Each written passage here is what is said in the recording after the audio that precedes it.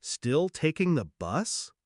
My cousin's words cut through the table like a knife. The whole family laughed, plates clinked, glasses lifted. I didn't. I just shifted my wrist, letting the light catch the steel and sapphire. Dad's eyes locked onto it. His fork hovered midair. "That's a $2 million limited edition," he whispered. I smiled.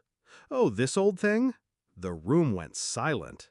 That's when they realized I wasn't the failure they thought I was. But to understand that moment, you need to know how they treated me before. Growing up, I was the quiet one, the bookworm, the kid who never had the latest shoes, never drove the newest car. Every family gathering, my cousin flaunted his toys, cars, watches, vacations. Dad praised him openly, while I was the punchline. "Maybe you should ask your cousin for a job. You're too soft for the real world." Their voices drilled into me for years. I swallowed it, smiled through it, but inside I kept score. The turning point came 3 years ago. Dad called me a burden, said I'd never amount to anything. That night, I stopped crying. I started planning. I worked in silence. Days in a cheap suit, nights building something no one could see. While my cousin posted selfies from rented sports cars, I studied markets. While Dad mocked my dead-end job, I invested. Quietly, relentlessly. I made my first million at 26, didn't tell a soul. Instead, I kept riding the bus, kept wearing old shoes. I let them laugh, because revenge tastes sweeter when it's slow cooked. My cousin's betrayal came next. He tried to undercut me at a family gathering, asking Dad if he'd considered cutting me off completely. I overheard it. That's when I decided exposure wasn't enough. They needed humiliation. Public, undeniable. Step 1, I bought the watch. Not just any watch, a rare piece collectors whisper about. One Dad admired his whole life but could never afford. Step 2, I waited. Family reunion, big table, laughter flowing, the perfect stage. And here we are, the joke about the bus, the flash of the watch, silence spreading like fire. Cousin leaned forward, voice cracking. "That's fake, right?" I turned my wrist, letting him see the engraving. Serial number, authentic. His face drained.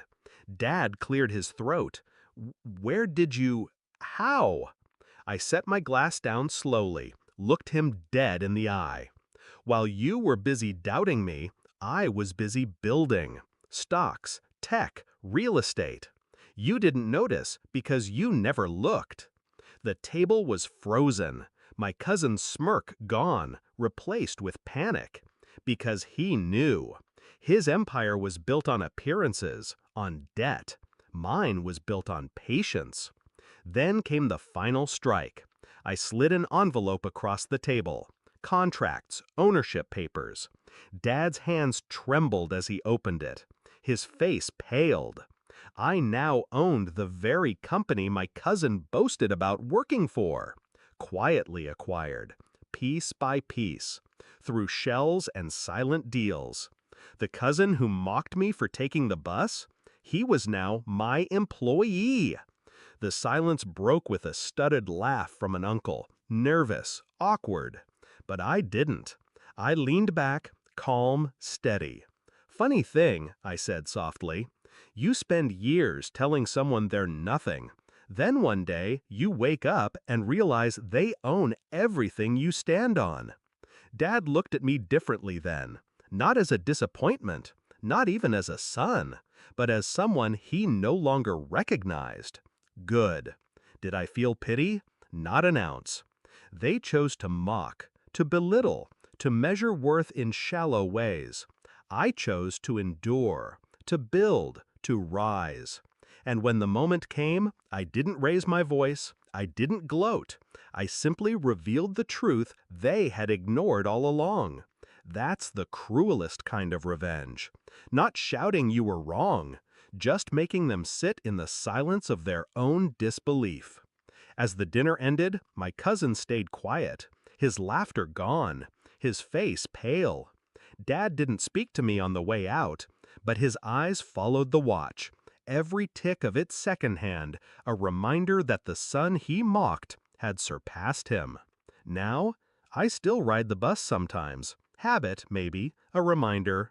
But when I step off, when I walk into my offices, when I pass by the cousin who avoids my gaze, I remember that night. The night the tables turned. The night silence spoke louder than any insult. And the night I learned the sweetest revenge isn't destruction, it's success. Quiet, undeniable, and worn casually on your wrist.